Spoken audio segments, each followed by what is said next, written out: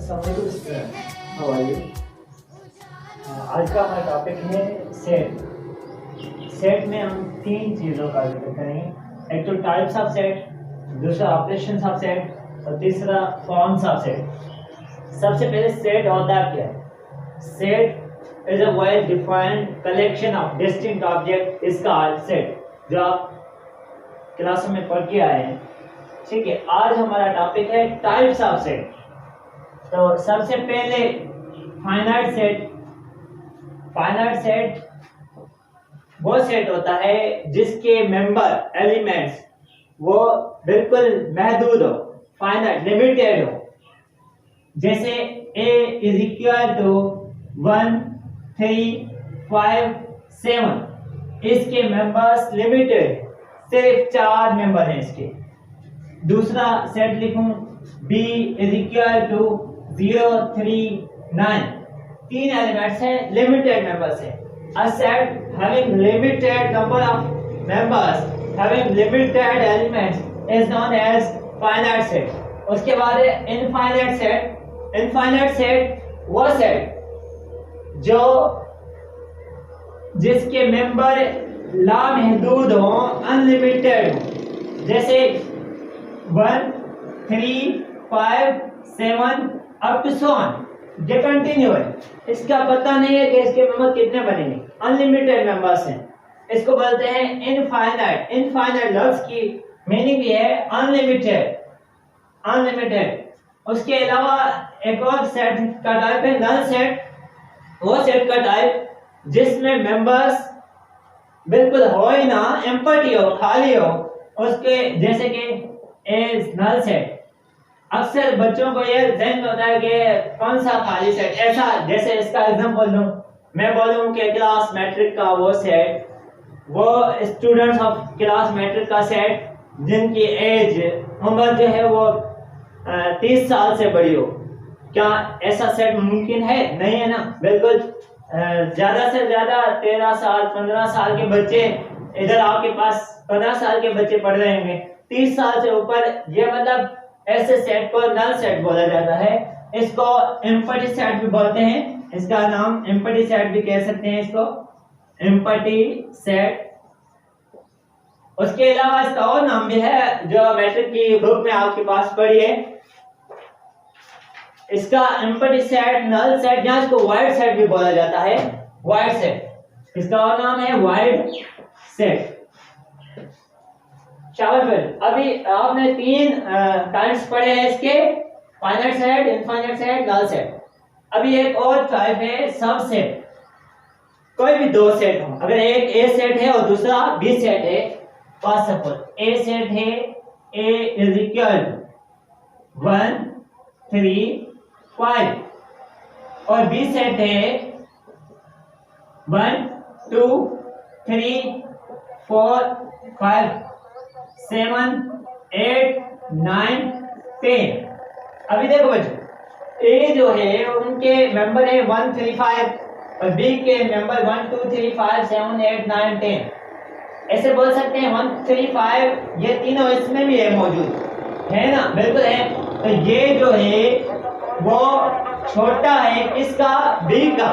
यानी जो छोटा सेट होता है जिसके सारे मेंबर्स बी में मौजूद हो, उस सेट को ए का सबसेट ऑफ बी बोला जाता है।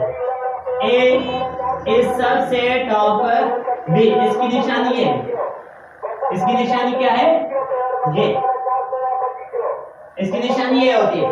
तो ए इज सबसेट ऑफ बी, इसका सबसेट हो गया। अभी देखो सुपर सेट, इसका इन्वर्स होता है, एक होता है सब मतलब जिससे लिया जाए, और सुपर यानी जिस जो बड़ा हो। इनमें से अगर मैं बोलूं कि बी बड़ा है या ए, कौन सा बड़ा है? बी वाला। बी वाला बड़ा है जिसमें ए के सारे मेंबर मौजूद थे। तो B is super set, is super set of B is super set of A. B जो है वो ए का सुपर सेट है। अभी देखो बी सुपर सेट हुआ, लेकिन इसकी सिंबल क्या है? ये बी इज सुपरसेट ऑफ ए। जो सबसेट की सिंबल है उसको ही इन्वर्स कर रहे हैं, उसको ही उल्टा कर रहे हैं, तो ये बन गई सुपरसेट। ये भी हो गया, ये भी हो गया। सबसेट वो कहलाएगा जिसके मेंबर सारे किसी और मेंबर में मौजूद हो, तो वो सबसेट है उसी मेंबर उसी सेट का। और जो बड़ा होता है जिसमें सारे मेंबर मौजूद हैं और ज्यादा भी हैं, तो वो इसका सुपरसेट हो गया। वो क्या हो गया? सुपरसेट। अभी इक्वल सेट और इक्विवेलेंट सेट हमने पढ़ा, एक सबसेट और एक सुपरसेट। अभी पढ़ेंगे इक्वल सेट और दूसरा इक्विवेलेंट सेट।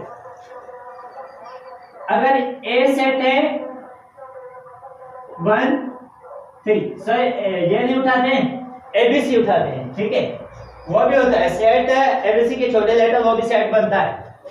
अगर मैं लूं ए बी सी, अगर बी सेट लूं सी बी ए, तो ये कह सकता हूं कि इसके मेंबर सेम है, लेकिन इसका ऑर्डर आगे पीछे है, बाकी तो सेम है। ए बराबर है बी के, A is equal to B set, A is equal to B set, this is called equal set. Equal set इसको बोला जाता है इक्वल सेट है। और इक्विवेलेंट का क्या मकसद होता है? इक्विवेलेंट सेट, अगर ए सेट है उसके मेंबर हैं 1 3 5 7 9, 1 2 3 4 5, इसके मेंबर बन गए 5।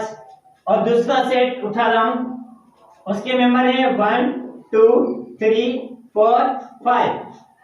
ये देखो, इसके 1 2 3 4 5, इसके 1 2 3 4 5, दोनों सेट के 5 मेंबर है। इनका तादाद नंबर ऑफ मेंबर इक्वल है। नंबर ऑफ मेंबर इसमें भी 5 है, इसमें भी 5 है, लेकिन दोनों के सेम नहीं है। अगर नंबर ऑफ मेंबर सेम है, ये मेंबर ये इसका तादाद सेम है, 5 इसमें भी 5 इसमें भी, तो इन दोनों को बोलेंगे कि ये इक्विवेलेंट है। क्या है? Equivalent, not equal. इक्वल नहीं होगा। हाँ, एक बात याद रखना, हर इक्वल सेट इक्विवेलेंट होते हैं, क्योंकि देखो ये इक्वल सेट है, आपस में ए इज इक्वल टू बी था, तो इसमें 3 मेंबर, इसके भी 3 मेंबर।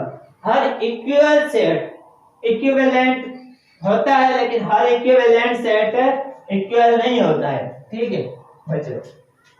अब याद है सिंगलटन सेट।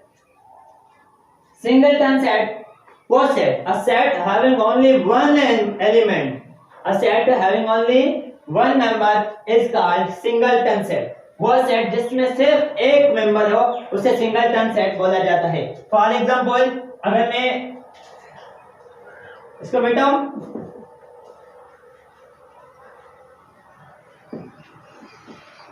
ये सेट है सी का सेट, नेम का कोई इश्यू नहीं है, ठीक है ना।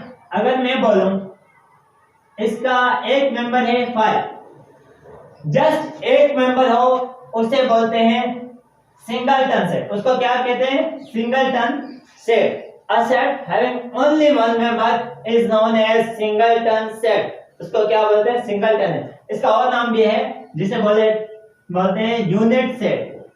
यूनिट सेट इसको और यूनिट सेट भी कहा जाता है। अभी एक और disjoint set, overlapping set. Disjoint and overlapping set. एक होता है डिसजॉइंट। देखो बच्चों, डिस मतलब नॉट, जॉइंट मतलब मिला हुआ, जो एक दूसरे के साथ ना मिला हुआ हो उसे डिसजॉइंट सेट बोला जाता है। उसे क्या बोला जाता है? डिसजॉइंट। अगर ए सेट है, फॉर सपोज एक ए सेट है, ए सेट है, उसके मेंबर हैं 1 3 5 7, और दूसरा बी सेट है, उसके मेंबर है इवन नंबर है 2 4 6 8। इनका मेंबर कोई भी इसमें मौजूद है? नहीं है। 1 है, इसमें नहीं है, इसमें 3 है, इसमें नहीं है, 5 इसमें नहीं है, 7 इसमें नहीं है। जिसका कोई भी मेंबर एक दूसरे के साथ ना मिला हुआ हो उसको बोलते हैं डिसजॉइंट। डिस का मतलब नॉट, जॉइंट मतलब जो ना मिला हुआ हो, आपस में ना मिला हुआ हो, उसे डिसजॉइंट सेट बोला जाता है। उसको क्या बोला जाता है? Disjoint set. अभी एक और सेट है ओवरलैपिंग सेट। ओवरलैपिंग वो सेट जिसमें मेंबर एक दूसरे के साथ ज्वाइंट हो, मिले हुए हो, उनको ओवरलैपिंग सेट बोला जाता है। अगर इनका कोई भी एक एलिमेंट इसके साथ मिल जाता तो वो ओवरलैपिंग सेट बोलते हैं उसको, तो कि ये ओवरलैपिंग सेट्स हैं एक दूसरे की। अगर ए है 1 2 3 5, बी सेट है उसका है 2 4 6, ये देखो 2 इसमें भी है 2 इसमें भी है। अगर कोई भी एक मेंबर मौजूद हो दूसरे में तो वो आपस में ओवरलैपिंग सेट कहलाते हैं। आज हमने ये 10 टाइप्स पढ़े हैं सेट के, और अगली वीडियो में आपको मैं एग्जॉस्टिव, सेल्स और दूसरे टाइप भी हैं इसके, जो मैट्रिक क्लास की बुक में है आपके पास, वो मैं आपको पढ़ाऊंगा, ठीक है ना। ये इसके 10 टाइप पढ़े। और उसके बाद सेट जब आप 6th क्लास से लेके इंटरमीडिएट तक पढ़ते हैं तो ये चीजें पढ़ते हैं, टाइप्स ऑफ सेट, एक ऑपरेशंस ऑफ सेट जिसमें उसकी यूनियन हो गई, इंटरसेक्शन, कॉम्प्लीमेंट, ये सारे ऑपरेशंस में आते हैं। और फॉर्म्स 3 होते हैं, set builder form, tabular form, descriptive form. इंशाल्लाह हम वन बाय वन सबको क्लियर करेंगे। ये सारे टॉपिक आपको समझ आ गए होंगे। आगे हम इसके 2 टाइप्स और हैं, एग्जॉस्टिव, सेल्स। एग्जॉस्टिव सेट होता है और सेल्स होता है, वो दोनों पढ़ के उसके बाद हम फॉर्म्स ऑफ सेट पढ़ेंगे, फिर ऑपरेशंस ऑफ सेट पढ़ेंगे। थैंक यू, शुक्रिया।